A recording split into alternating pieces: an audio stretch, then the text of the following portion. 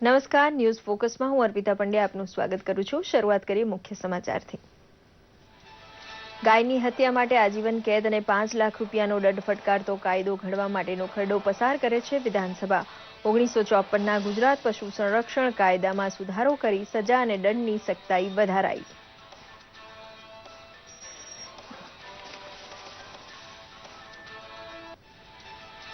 મુખ્યમંત્રી કહે છે ગૌવંશનું જતન અને સંવર્ધન કેટલું ફાયદાકારક છે તે સાબિત કરી સમૃદ્ધિની મિસાલ દેશ સામે રજૂ કરશે ગુજરાત। તંદુરસ્ત ગૌવંશનો ગુણાકાર કરવા દરેક તાલુકે નંદીઘર ખોલવા કર્યો નિર્ણય।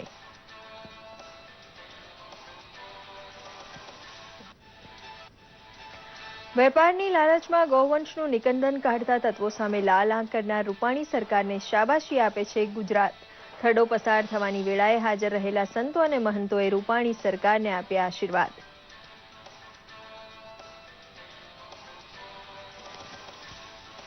2008ના શ્રેણીબદ્ધ બોમ્બ ધડાકા કેસના મુખ્ય આરોપી એવા ત્રાસવાદી યાસીન ભટકલને અમદાવાદ લવાયો। હવાઈ માર્ગે લોખંડી સુરક્ષા વચ્ચે આરોપીને તેના સાગરીત સાથે લાવી ખટલા માટે જુબાની લેશે ક્રાઇમ બ્રાન્ચ।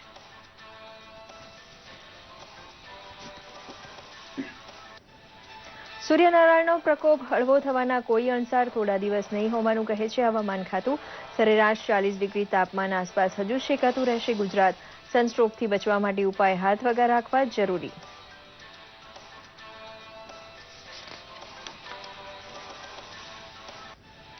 સર્વોચ્ચ અદાલતના ફરમાન પ્રમાણે BS3 માર્કના વાહન બંધ થવાના હોવાથી ભારે ડિસ્કાઉન્ટ વડે સ્ટોક ખલાસ કરવામાં સફળ થયા ઓટો ડીલર।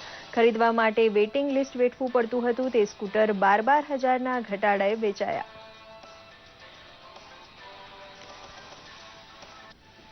અને રામ મંદિર બાબરી મસ્જિદ કેસની વહેલી અને દૈનિક ધોરણે સુનાવણી કરવાનો સુબ્રમણ્યમ સ્વામીને ઇનકાર કરે છે સર્વોચ્ચ અદાલત।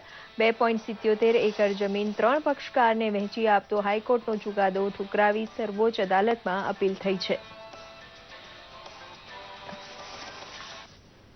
સમાચાર વિગતવાર જોઈએ। અયોધ્યા રામ મંદિર બાબરી મસ્જિદ કેસ તરીકે ઓળખાતા દીવાની દાવાઓ ઉપર પેન્ડિંગ પડેલી અપીલની વહેલી અને દૈનિક ધોરણે સુનાવણી કરવાનો ઇનકાર સર્વોચ્ચ અદાલતે કર્યો છે। ભાજપના આગેવાન સુબ્રમણ્યમ સ્વામીએ દાખલ કરેલી અરજી ઉપર સર્વોચ્ચ અદાલતના મુખ્ય ન્યાયાધીશ JS ખેરે કહ્યું હતું કે તમે કેસમાં પક્ષકાર છો તેવું કોર્ટે માની લેવું પડ્યું છે। રામ મંદિર બાબરી મસ્જિદ કેસ ઘણા લાંબા સમયથી પડતર હોવાથી પોતાનો પ્રાર્થના ભક્તિ કરવાનો અધિકાર ઘવાય છે તે સબબની અરજી સુબ્રમણ્યમ સ્વામીએ દાખલ કરી કેસને ચુકાદા તરફ લઈ જવા કાનૂની કોશિશ કરી છે પરંતુ સર્વોચ્ચ અદાલતે દૈનિક સુનાવણીની વાત ગ્રાહ્ય રાખી નથી। અલબત્ત આ કેસનો નિવેડો અદાલત બહાર લાવવા માટે મધ્યસ્થી કરવાનો પ્રસ્તાવ ખુદ મુખ્ય ન્યાયાધીશ આપી ચૂક્યા છે કારણ કે ધાર્મિક શ્રદ્ધા સાથે જોડાયેલી બાબતનો વિવાદ કાયદાને બદલે વાતચીતથી ઉકેલવાનું યોગ્ય માન્યું હતું। અલ્હાબાદ હાઈકોર્ટની લખનઉ બેન્ચના 3 પૈકી 2 જજની બહુમતીથી એવો ચુકાદો 2010માં અપાયો હતો કે 2.77 એકર જમીનના 3 સરખા ભાગ કરી દેવા અને તેના ટાઇટલ સુન્ની વક્ફ બોર્ડ, નિર્મોહી અખાડા અને રામલલ્લાને આપવા। પરંતુ આ ચુકાદા સામેની અપીલ સર્વોચ્ચ અદાલતમાં એટલા માટે થયેલી કે જમીનના ખરા માલિક નક્કી કરવાનો દીવાની દાવો અદાલત નક્કી કરે તેમ પક્ષકાર ઈચ્છે છે। ફેબ્રુઆરી 2016માં સુબ્રમણ્યમ સ્વામીએ આ કેસમાં હસ્તક્ષેપ કરતી અરજી સર્વોચ્ચ અદાલતમાં દાખલ કરી વિવાદિત જમીન ઉપર જ રામ મંદિર બાંધવાની વાત ગ્રાહ્ય રાખવા માંગ કરી હતી। ગુજરાત વિધાનસભાએ 1954ના ગુજરાત પશુ સંરક્ષણ કાયદામાં સુધારો કરતો ખરડો પસાર કરી ગાય વંશની કતલ કરનાર માટે મહત્તમ સજા આજીવન કારાવાસ અને 5 લાખ રૂપિયા દંડ નક્કી કર્યો છે। અગાઉ આ ગુના માટે 7 વર્ષની સજાની જોગવાઈ હતી। હવે ગાય હત્યા બિનજામીનપાત્ર ગુનો બનશે અને ગૌમાંસ જેની પાસેથી પકડાય તેને 7થી માંડી 10 વર્ષની કેદ થઈ શકશે। કતલખાનું ચલાવવાની પરવાનગી ધરાવનાર માટે પણ માંસની હેરફેર હવે રાત્રે થઈ શકશે નહીં। ગૌવંશની હત્યા તેના માંસની હેરફેર સહિતની તમામ પ્રવૃત્તિને ગુના તરીકે ગણવાની શરૂઆત 2011માં આ કાયદો સુધારીને તત્કાલીન મુખ્યમંત્રી નરેન્દ્ર મોદીએ કરી હતી। હવે રૂપાણી સરકારે તેનો સખત અમલ કરવા સજાને વધુ આકરી બનાવી છે। આ કડક કાયદાના કારણે માણસને રસ્તો પણ ન રહે એના માટેનું કશું ખોટું નથી કર્યું। કોઈ સારું કામ થતું હોય, કડક કામ થતું હોય તો હું તો મીડિયાના મિત્રોને કહું છું કે એને આપણે વધારે પ્રચાર પ્રસાર થાય। કોઈનું વાહન પણ એમાં જપ્ત થઈ જવાનું છે, આજીવન કારાવાસ થવાની છે। સૌથી મોટો ઐતિહાસિક નિર્ણય આ વિધાનસભાએ લીધો છે. સમગ્ર રાજ્યમાં ક્યાંય પણ ગૌવંશ અને એની હત્યા ન થાય અને આગવી પ્રક્રિયાની સાથે કોઈ ન જોડાય અને ગેરકાયદેસર કતલખાના બંધ કરવા એ રાજ્ય સરકારનો સંકલ્પ છે અને કડક કાયદાના માધ્યમથી અમે એનો સંપૂર્ણ અમલ કરાવીશું. ગુજરાત રાજ્યમાં સરકાર દ્વારા ગૌવંશ હત્યા પ્રતિબંધ કાયદો લાવવા બદલ મહામંડલેશ્વર મહંત શ્રી મોહનદાસ મહારાજે રાજ્ય સરકારને અભિનંદન પાઠવ્યા હતા.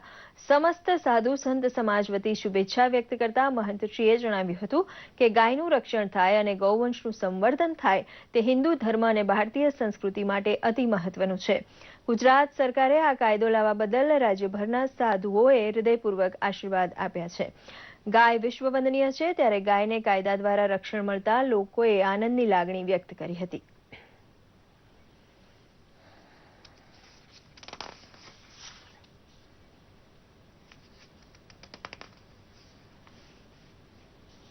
गो हत्या बंद हो, गो संवर्धन हो और गो की रक्षा हो और हिंदू धर्म की रक्षा हो, इसलिए गुजरात सरकार आज भी गुजरात भर में से लगभग बड़े बड़े साधु संत उनको अभिनंदन और उनका अभिवादन करने, उनका स्वागत करने आए थे. इसलिए साधु समाज उनका खूब हृदय पूर्वक खूब अभिनंदन करती है. કરોડો હિન્દુઓની આસ્થા સમાન ગૌ માતાનો કાયદો, જે ગૌ હત્યાનો કાયદો ગુજરાતની અંદર લાવ્યા છે, તેનાથી કરોડો હિન્દુઓ, અમે પોતે પશુપાલક, ગૌપાલક, તેમ છતાં આ સિવાય પણ કરોડો હિન્દુઓ, સાધુ સંતો, સામાજિક સંસ્થાઓ ગૌ માતાની જેઓ સેવા કરે છે, ગૌ માતાને જેઓ માને છે, એ લોકોનો તેઓ ગુજરાતની સરકારના માનનીય મુખ્યમંત્રી વિજયભાઈ રૂપાણીનો અને તેમના તમામ મંત્રીઓનો અને તેમના તમામ ધારાસભ્યોનો આભાર માનીએ છીએ. અમારા કે આ સારું કર્યું છે, ગૌ હત્યા જે બંધ કર્યું છે, વર્ષોથી એમાં લોકો પ્રયાસ કરતા હતા પણ સફળતા નથી મળતી. હવે આજે જે ભાજપ સરકાર આવી અને આપણે યુપીમાં અને ગુજરાતમાં દરેક રાજ્યમાં આ ગૌ હત્યા બંધ કર્યું છે તો અમે સરકારનો આભાર માનીએ છીએ. गौ हत्या के लिए कि बहुत सदियों से इसका प्रयास किया जा रहा था और इसके लिए मैं सभी हिंदू वर्ग या सभी जात के लोगों को मैं धन्यवाद देना चाहता हूँ. गाय हमारी धर्म संस्कृति की जननी है. अगर हम अपनी माँ की रक्षा नहीं कर सके तो फिर हमारा पुत्र कहलाना ही अनुचित है. ये हमारी हिंदू संस्कृति का आधार है. हमारी गौ माता में समस्त देवी देवताओं का वास है. मैं तो सभी से निवेदन करूंगा कि गाय के लिए ये मत सोचो कि वो बांझ है, उसका गोबर, उसका मूत्र करोड़ों रुपए की लागत में जाता है. हमें इसका विशेष ध्यान रखते हुए इनकी सेवा करना चाहिए. इनकी सेवा से हमारे शरीर को ही नहीं, हमारे देश को भी बहुत कुछ मिल सकता है.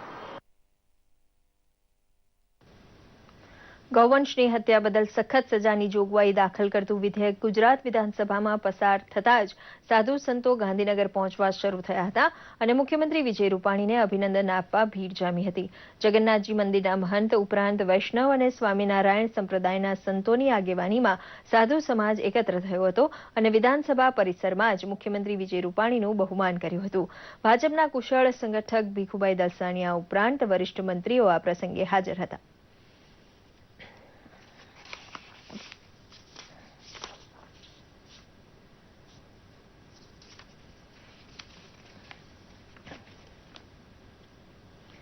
ચૈત્રી નવરાત્રિના પવિત્ર દિવસોમાં રાજ્યના વિવિધ પ્રાંતો અને સંપ્રદાયના સાધુ સંતો મહંતોએ રાજ્યની લોકશાહીના મંદિર એવા ગુજરાત વિધાનસભાની મુલાકાત લીધી હતી.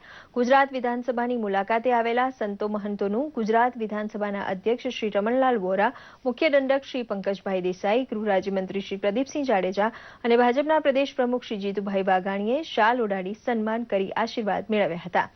આ ઉપરાંત શિક્ષણ મંત્રી શ્રી ભૂપેન્દ્રસિંહ ચુડાસમા, સંસદીય સચિવ શ્રી વાસણભાઈ આહિર, શ્રીમતી વિભાવરીબેન દવે, શ્રી પૂનમભાઈ મકવાણા અને શ્રી જેઠાભાઈ સોલંકીએ પણ આશીર્વાદ મેળવ્યા હતા.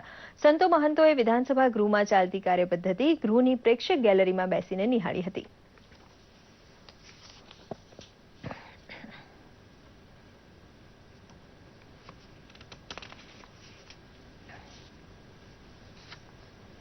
ગાંધીનગરમાં વિધાનસભાનું સત્ર ચાલતું હોવાથી દરરોજ મુલાકાતીઓની અહીં ભીડ જામતી હોય છે. પોતે ચૂંટીને અહીં મોકલેલા વિધાનસભ્ય ક્યાં અને કેવી ફરજ બજાવે છે તેની ઉત્સુકતા જાગૃત નાગરિકોને ધારાસભા સુધી ખેંચી લાવતી હોય છે. ગુજરાતભરમાંથી આવેલી મહિલાઓ સાથે વાતચીત કરવા માટે મુખ્યમંત્રીએ ખાસ સમય કાઢ્યો હતો. ધારાસભામાં કામકાજનું ભારણ વધુ હોવા છતાં મુખ્યમંત્રીએ સમય કાઢી સૌ સાથે ઉષ્માભરી વાતચીત કરી તેનાથી બહેનો ખુશ થઈ હતી અને મુખ્યમંત્રીની સાદગી તેમને સ્પર્શી ગઈ હતી. લોકશાહીનું મંદિર ગણાતી ધારાસભાનું કામકાજ નિહાળવા અને સમજવા માંગતા મુલાકાતીઓ માટે સગવડદાયી વ્યવસ્થા ધારાસભા અધ્યક્ષની કચેરી ગોઠવતી હોય છે.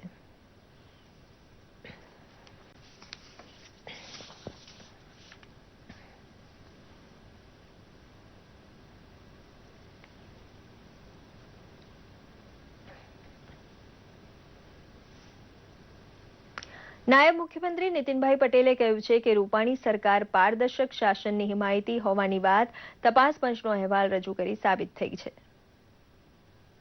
હજુ પણ ખાસ સ્પષ્ટ રીતે જણાવીએ છીએ કે અમારી સરકાર દ્વારા માન્ય નરેન્દ્રભાઈ દ્વારા જે પણ ગુજરાતનું સરકારની કામગીરી ભૂતકાળમાં કરવામાં આવી કે અત્યારે અમારી સરકાર દ્વારા જે કામગીરી થાય છે એ તમામ કાયદા નિયમો અને પદ્ધતિઓને બરોબર અનુસરીને અમે નિયમની મર્યાદામાં ગુજરાતના વિકાસ માટે સતત પ્રયત્ન કરીએ છીએ.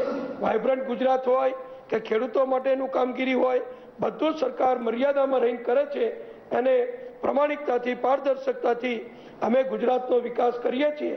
અને મોદી સાહેબની પ્રતિષ્ઠાને ઝાખપ લખાવવાનો કોંગ્રેસે જે વ્યર્થ અને નિરર્થક પ્રયત્ન કર્યો છે એના અહેવાલ પ્રજા સમક્ષ અમે રજૂ કરી અને કોંગ્રેસના તમામ પ્રયત્નોને અમે વખોડી કાઢીએ છીએ.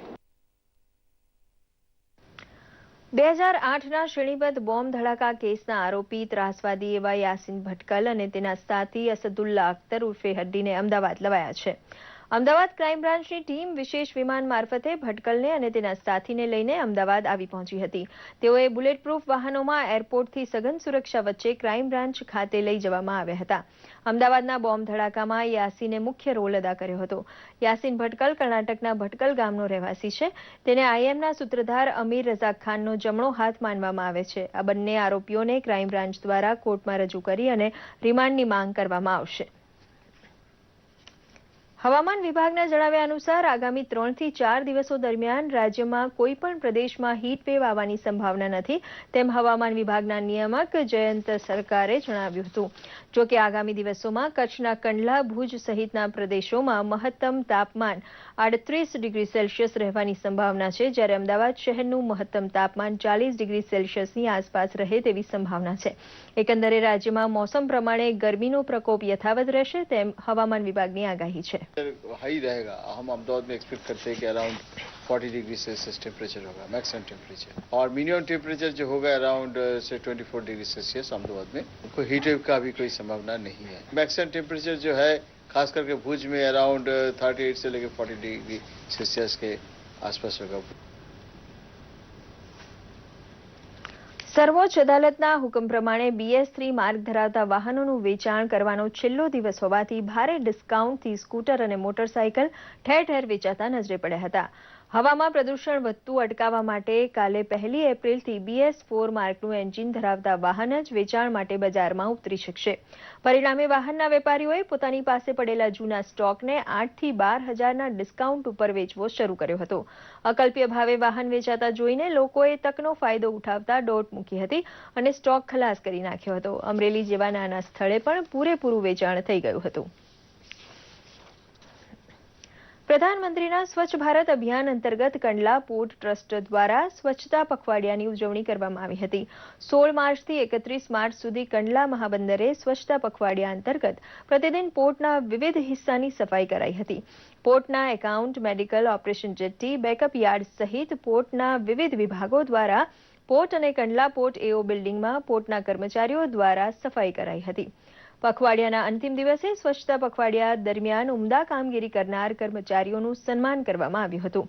આ પ્રસંગે પોર્ટના ચેરમેન રવિ પરમારે સફાઈ અભિયાનમાં જોડાયેલા દરેક કર્મચારીને સફાઈ અભિયાનનું મહત્વ સમજાવી અને આગામી સમયમાં પણ સ્વચ્છતા જાળવવા અપીલ કરી હતી.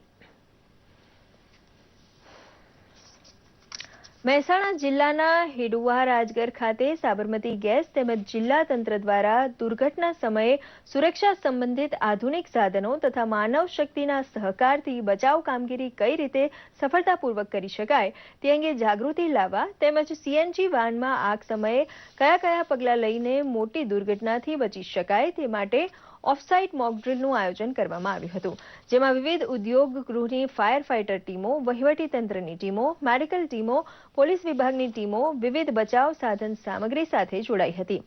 મોક ડ્રીલના નિરીક્ષણ માટે આવેલા સરકારના વિવિધ વિભાગના ઉચ્ચ અધિકારીઓ તથા અન્ય કંપનીઓમાંથી આવેલા અધિકારીગણે મોક ડ્રીલને સફળતાપૂર્વક પૂર્ણ જાહેર કરી હતી.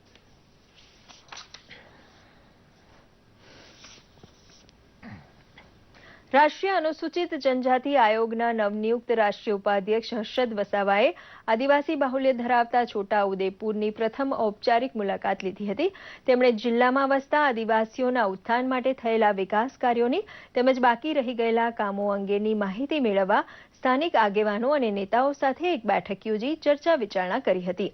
ઉપરાંત જિલ્લાના અધિકારીઓ સાથે પણ બેઠક યોજી વિકાસલક્ષી કામોની સમીક્ષા કરી હતી, જે બાદ તેઓએ જિલ્લામાં ઊભી થતી સમસ્યાઓના નિરાકરણ માટે કટિબદ્ધતા વ્યક્ત કરી હતી.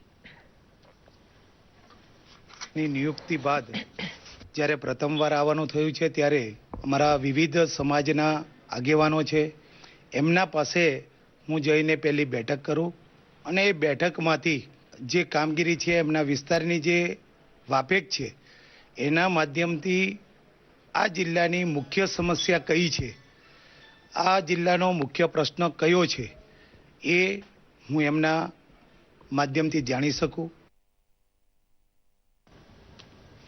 સુપ્રીમ કોર્ટે 1 એપ્રિલથી દેશભરમાં BS3 વાહનોના વેચાણ પર પ્રતિબંધ મૂકતા ગઈકાલથી વાહન વેચનારા ડીલરોના ઓટો સેન્ટરો પર ગ્રાહકોની ભારે ભીડ જામી હતી. દરેક મોટરસાયકલો પર 7,000થી લઈને 15,000 સુધીનું ડિસ્કાઉન્ટ મળતા ગ્રાહકો તૂટી પડ્યા હતા. તાપી જિલ્લામાં આવેલા તમામ ઓટોમોબાઈલ વેચાણ ધારકો ગઈકાલે બપોરે 12 વાગ્યાથી ટુ વ્હીલરના વેચાણમાં વ્યસ્ત થઈ ગયા હતા.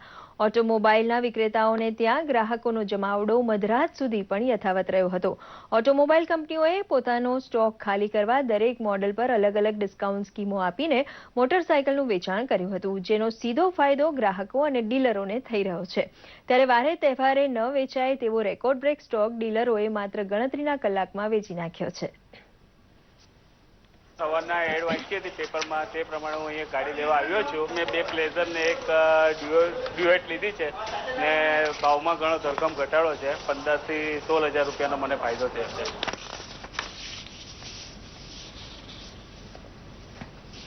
રાજકોટ જિલ્લા ફૂડ એન્ડ ડ્રગ્સ તથા રાજકોટ વહીવટીતંત્ર દ્વારા રાજકોટના ધોરાજી તાલુકા ખાતે 28 જેટલી જગ્યાઓએ ખાદ્ય પદાર્થો, બેકરી, મીઠાઈ, દૂધની આઇટમોનું મોટા પ્રમાણમાં ચેકિંગ હાથ ધરવામાં આવ્યું હતું. Food safety officer Shri Deepbhai તથા AN રક્તોતરે ચેકિંગ હાથ ધરી જે તે ખાદ્ય પદાર્થના નમૂના લઈ લેબોરેટરીમાં ટેસ્ટ રિપોર્ટિંગ માટે મોકલવામાં આવ્યા હતા. ત્યારે હાલ કેરીની સિઝનને ધ્યાનમાં રાખીને કાર્બનથી પકવવામાં આવતી કેરીઓના વેપારીઓને ત્યાં પણ ચેકિંગ હાથ ધરવામાં આવશે. સરકાર દ્વારા માણસોને અખાદ્ય પદાર્થોથી કોઈ પણ જાતની બીમારી ન થાય તે હેતુથી આ કાર્યવાહી હાથ ધરવામાં આવી હતી. અમે મીઠાઈ અને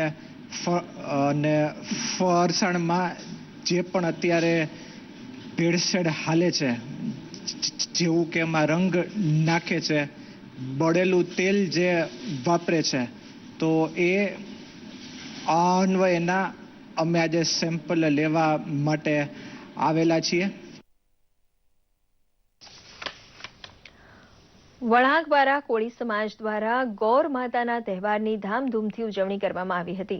વણાકબારા ક્રિકેટ ગ્રાઉન્ડમાં કુળદેવીનો શણગાર કરી હિંચકે ઝુલાવી ભક્તોએ ધન્યતા અનુભવી હતી.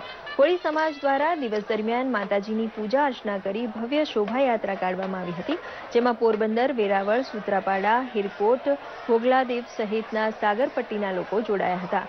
ગૌર માતાના આ તહેવારને સફળ બનાવવા વણાકબારા સંયુક્ત કોળી સમાજના મંત્રીઓ અને આગેવાનો ઉપસ્થિત રહ્યા હતા. આ કાર્યક્રમમાં પંચાયતના સરપંચો, ઉપસરપંચો, યુવક મંડળો, મહિલા મંડળો તેમજ ગ્રામજનોનો ખૂબ જ મોટો ફાળો રહ્યો હતો. આ અમારો ગૌર માતાનો તહેવાર અમારા પૂર્વજો વખતથી અમે ઉજવતા આવ્યા છે, જેમાં આજે એટલે એકાદ બીજ પછી ત્રીજના દિવસે માતા હિંદોળે ચડે છે અને આજે એટલે ચોથના દિવસે અત્યારે બહોળી સંખ્યામાં ભાવિકો સાથે અમે માતાજીનું વિસર્જન કર્યું. એકચ્યુઅલી અમારે ટોટલી 18 માતાજીઓ હોય છે, એમાંથી 9 માતાજીઓ ત્યાં પોતાના સ્થળ કુળદેવીમાં રહે છે અને 9 માતાજીઓ બહાર નીકળે છે. એટલે માતાજીઓ પોતાની કુળદેવીથી આજે નીકળશે અને શોભાયાત્રા રૂપે અમે જઈ અને પોતપોતાની આગળથી નક્કી થયેલા સ્થળ ઉપર કુવાઓ હોય છે તેમાં અમે વિસર્જન કરીએ છીએ. અમારો આ મુખ્ય ઉદ્દેશ એટલે માતાજીની પરંપરા જે વર્ષે અમુક વર્ષ ફિશિંગમાં બહાર હોય છે, આ દિવસે ગમે ત્યાં પણ હોય, વિદેશમાં હોય કે ગમે ત્યાં હોય, આ દિવસે બધા એકત્રિત થઈ અને માતાજીને નિવેદન બધા ધરતા હોય છે. સુરત જિલ્લાના માંડવી તાલુકાના નાનકડા એવા તરસાડા ખુર્દ ગામે રહેતી અત્યંત પછાત ગણાતા ગામની મધ્યમ વર્ગીય આદિવાસી યુવતી તેજલ કુમારી MBBSના અભ્યાસ અર્થે રશિયા ગઈ હતી, જ્યાં ટીબીના રોગમાં સપડાતા સાંસદ પ્રભુભાઈ વસાવા અને ભારત સરકારના સહિયારા પ્રયાસોથી ઘરે પરત આવતા પરિવારજનોમાં આનંદ ફૂલ્યો સમાતો ન હતો. સુરત જિલ્લાના આદિવાસી વિસ્તાર ગણાતા માંડવી તાલુકાના તરસાડા ખુર્દ ગામમાં પશુપાલનનો વ્યવસાય કરતા બિપિનભાઈ વસાવાએ તબીબીના અભ્યાસ માટે પુત્રી તેજલને લોન લઈને પણ રશિયા મોકલી હતી, જે MBBSનું પ્રથમ સત્ર બાદ બીજા વર્ષે તેજલ ગંભીર બીમારીમાં સપડાતા તેજલને અભ્યાસ કે બીમારી નહીં પરંતુ ભારતમાં વસતા પિતાની યાદ આવી હતી. તેઓએ મને ભણાવવા માટે બેંકમાંથી લોન લીધી અને પછી એમનું સપનું હતું કે હું MBBS કરી સારું ડૉક્ટર બનું. સો એમણે લોન લીધી અને પછી મને રશિયા ભણવા માટે મૂકી. પણ જ્યારે હું સેકન્ડ યરમાં આવી તો મેં ફર્સ્ટ સેમ પૂરું કર્યું અને સેકન્ડ સેમમાં જ્યારે હું ગઈ ત્યારે મેં એકાદ મહિનો તો સારી રીતે કોલેજ અટેન્ડ કરી, પણ પછી ફેબ્રુઆરીમાં હું થોડી બીમાર થઈ ગઈ. પછી બધા રિપોર્ટ્સ કરાયા તો ટીબી નીકળી. બારડોલીના સાંસદ પ્રભુભાઈ વસાવાના રશિયા ખાતેથી સાથી મિત્રો દ્વારા તેજલની બીમારી અંગે જાણ થતા રશિયાની મોસ્કોના વિદેશ મંત્રાલય સાથે તેમજ ભારતના વિદેશ મંત્રાલય સાથે ચર્ચા કરીને સારવાર અર્થે તેજલને વતન પરત લાવવાના પ્રયાસો શરૂ થયા હતા. ભારત સરકારના વિદેશ મંત્રાલયમાં આ બાબતની વાત કરી અને જે દીકરી ચિરંજીવ તેજલ કુમારી બિપિનભાઈ વસાવા ની આખી વિગત આપી અને તરત જ આપણા વિદેશ મંત્રાલય થકી રશિયા મોસ્કો ખાતે ઇન્ડિયન એમ્બેસીમાં તરત જ સંપર્ક કર્યો અને પછી ભારત સરકારના સંપૂર્ણ સહયોગથી, આર્થિક સહયોગથી આ દીકરીને ઇન્ડિયા લાવવામાં આવી. તેજલના જન્મ બાદ માત્ર 15 જ માસમાં પત્નીનું અવસાન થતા બેવડી જવાબદારી નિભાવીને પણ નબળી આર્થિક સ્થિતિ વચ્ચે તેના પિતાએ તેજસ્વી તેજલને તબીબી અભ્યાસ માટે રશિયા મોકલી હતી, જ્યાં ઓચિંતી બીમારી સામે આવતા સરકાર અને પ્રભુભાઈના પ્રયત્નો થકી પુત્રી હેમખેમ ઘરે આવતા લાગણીવશ બનેલા બિપિનભાઈએ આભારની લાગણી વ્યક્ત કરી હતી. પ્રભુભાઈએ મને તાત્કાલિક ધોરણે એમના ઘરે બોલાવ્યો અને મદદ માટે એમણે મને સલાહ આપી. 2 દિવસમાં મારી દીકરીને રજા મળી ગઈ અને સોમવારે હેમખેમ મારી દીકરી દિલ્હી એરપોર્ટ પર 4 વાગ્યાને 40 મિનિટ પર એ ટેકઅપ થઈ. મારી દીકરી મને જોઈને જ 50% સારી થઈ ગયેલી. અમારી દીકરી અહીંયા ઘરે સુધી ખૂબ જ સારી રીતે હેમખેમ પહોંચી ગઈ છે, જેથી કરીને હું પ્રભુભાઈનો અને એમની સરકારનો ખૂબ ખૂબ આભાર માનું છું. પ્રધાનમંત્રી નરેન્દ્ર મોદીની માનવતાવાદી સરકારે બેટી બચાવો બેટી પઢાવોના અભિગમને સાચા અર્થમાં ચરિતાર્થ કરીને દીકરીને ભણાવવાની તકો ઉજળી કરતા તે પુરુષ સમોવડી બનીને આકાશને આંબી રહી છે. દૂરદર્શન સમાચાર, અમદાવાદ. અને દર્શક મિત્રો, હવે જોઈએ કેટલાક મહત્વના રાષ્ટ્રીય સમાચાર સંક્ષિપ્તમાં.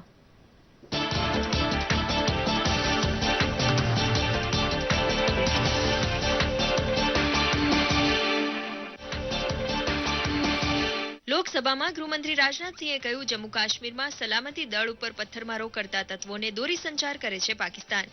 તેમણે કહ્યું, પથ્થરબાજી કરવાની હોય ત્યારે એકાએક સોશિયલ મીડિયામાં કેટલાક ગ્રુપ સક્રિય બની ગુમરાહ યુવાનોને દોરવણી આપવા લાગે છે.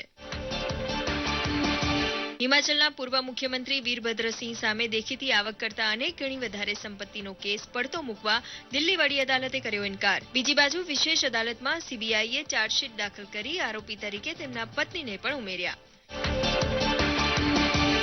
કોલકાતા હાઈકોર્ટના ન્યાયાધીશ સી કર્ણન તેમની સામે લાગેલા કન્ટેમ્પ્ટના આરોપનો જવાબ આપવા સર્વોચ્ચ અદાલતમાં 7 ન્યાયાધીશની ખંડપીઠની સમક્ષ હાજર થયા. તેમના જજ તરીકેના અધિકાર પાછા સોંપવા સર્વોચ્ચ અદાલતે કર્યો ઇનકાર. તો ન્યાયાધીશ કર્ણને પણ પ્રત્યુત્તર વાળ્યો કે મને પકડીને જેલમાં શા માટે પૂરી દેતા નથી. લોકસભાએ વસ્તુ સેવા કર અંગેના 4 ખરડા પસાર કરી દીધા બાદ યોજાઈ છે જીએસટી કાઉન્સિલની બેઠક. કરવેરાનો સ્લેબ કઈ વસ્તુ ઉપર કેટલો રાખવો તેની ઝીણવટભરી આંકડાવારી ઉપર શરૂ થયું મંથન. પ્રધાનમંત્રી નરેન્દ્ર મોદી સાથે મુલાકાત માટે પહોંચ્યા 7 રાજ્યના સાંસદ. ગરીબ, શોષિત, વંચિત, પીડિત અને દલિતના ઉત્થાન માટે શરૂ કરેલા કાર્યક્રમની જાણકારી તેમના સુધી પહોંચાડવાનું કામ સાંસદોને સોંપાયું. ગોવાના મુખ્યમંત્રી મનોહર પર્રિકર દિલ્હી પહોંચ્યા અને પ્રધાનમંત્રી મોદી સાથે મુલાકાત કરી રાજ્યના વિકાસ માટે મેળવ્યું માર્ગદર્શન. પોતાની સરકારને કોંગ્રેસનો ભય બિલકુલ નથી તેવો દાવો મીડિયા સામે કરે છે મનોહર પર્રિકર. નાની બચત યોજનાઓમાં મામૂલી વ્યાજ દર ઘટાડો જાહેર કરે છે નાણાં મંત્રાલય. પીપીએફ, કિસાન વિકાસ પત્ર તથા સુકન્યા સમૃદ્ધિ યોજના ઉપર અપાતા વ્યાજમાં 0.1% ઘટાડો. બચત ખાતામાં 4% વ્યાજ યથાવત. મુંબઈના ઘાટકોપરમાંથી બંધ થયેલા ચલણનો 1.5 કરોડનો જથ્થો ઝડપાયો. જૂનું ચલણ બદલાવવાની છૂટનો લાભ લેવા માટે કમિશન આધારે કોઈ ધંધો કરતું હોવાની આશંકા પોલીસને છે. પાકિસ્તાનના પરામિનારમાં 22 નિર્દોષનો ભોગ લેતા બોમ્બ વિસ્ફોટ કરાવે છે આઈએસ. કટ્ટરવાદીઓને નિષ્ફળ બનાવવા પાકિસ્તાન પોલીસે શરૂ કર્યા દરોડા. નાણાકીય વર્ષના છેલ્લા દિવસે મુંબઈ શેરબજારનો સેન્સેક્સ 27 પોઈન્ટના ઘટાડા સાથે 29,620 પોઈન્ટ પર બંધ રહ્યો. તો નિફ્ટીની બંધ સપાટી રહી 9,174 પોઈન્ટ. થોભો અને રાજુઓની રૂખ ઉપર જાણે ઊભું છે શેરબજાર.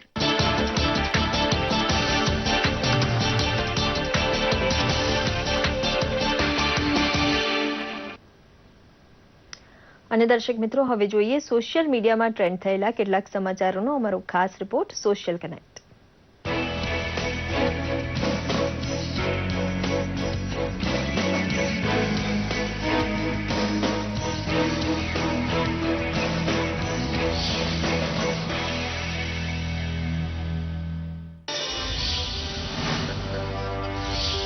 પ્રધાનમંત્રી આવાસ યોજના હેઠળ શહેરી વિસ્તારમાં સામાન્ય પરિવારોને પરવડે તેવી કિંમતના ઘર બનાવવામાં ગુજરાત સમગ્ર દેશમાં પ્રથમ રહ્યું છે. મુખ્યમંત્રી કાર્યાલયના સત્તાવાર ટ્વિટર પેજ પર આ માહિતી પોસ્ટ કરવામાં આવી છે, જેમાં લખ્યું છે કે દેશભરમાં આ યોજના અંતર્ગત બંધાયેલા 82,048 આવાસો પૈકી 25,873 માત્ર ગુજરાતે બાંધ્યા છે. સીએમઓનું આ ટ્વીટ ખૂબ લાઇક થઈ રહ્યું છે. સ્ટાર્ટઅપ ઇન્ડિયા અંતર્ગત 40,000થી વધુ ઉદ્યમીઓને તેમના સવાલોના સંતોષકારક જવાબ મળ્યા છે. સ્ટાર્ટઅપ ઇન્ડિયાએ તેના ટ્વિટર પેજ પર આ માહિતી પોસ્ટ કરી છે, જેમાં અત્યાર સુધીમાં સ્ટાર્ટઅપને લગતી મૂંઝવણો અને યુવાનોના સવાલોના જવાબ ટ્વિટર, ઈમેલ અને ફોન કોલ દ્વારા આપવામાં આવ્યા છે, જેનો આંકડો 40,000ને પાર કરી ગયો છે. આ ટ્વીટમાં એક લિંક પણ શેર કરાઈ છે, જેમાં કોઈ પણ વ્યક્તિ સ્ટાર્ટઅપને લગતો સવાલ પૂછી શકે છે. અભિનેતા અક્ષય કુમાર અભિનીત ફિલ્મ ટોયલેટ એક પ્રેમ કથાનું ફર્સ્ટ પોસ્ટર રિલીઝ થઈ ગયું છે. અક્ષય કુમારે પોતાના ટ્વિટર પેજ પર હિન્દી અને અંગ્રેજીમાં એમ બંને ભાષામાં પોસ્ટર રિલીઝ કર્યું છે. ફિલ્મમાં અક્ષય કુમાર સાથે ભૂમિ પેડનેકર મુખ્ય ભૂમિકામાં જોવા મળશે. આ ફિલ્મ સ્વચ્છ ભારત અભિયાન પર આધારિત છે અને ફિલ્મના પોસ્ટર પરથી અંદાજ આવી જાય છે કે ફિલ્મ દર્શકોને કયો સંદેશ આપવાની છે. આ ફિલ્મ 11 ઓગસ્ટના રોજ રિલીઝ થશે. મુંબઈના ગેટ વે ઓફ ઇન્ડિયા પર સ્ટ્રીટ ડાન્સની ધમાલનો વિડીયો હાલ સોશિયલ મીડિયા પર ધૂમ મચાવી રહ્યો છે. 2.52 સેકન્ડના વિડીયોમાં મોટી સંખ્યામાં યુવાઓ અલગ અલગ સોંગ્સ પર ડાન્સ કરી રહ્યા છે, જેમાં ગુજરાતી આલ્બમનું હિટ સોંગ ભલા મોરી રામા પણ છે. સ્ટ્રીટ ડાન્સના વિડીયોને જોવા માટે મોટી સંખ્યામાં મુંબઈવાસીઓ ઉમટ્યા હતા.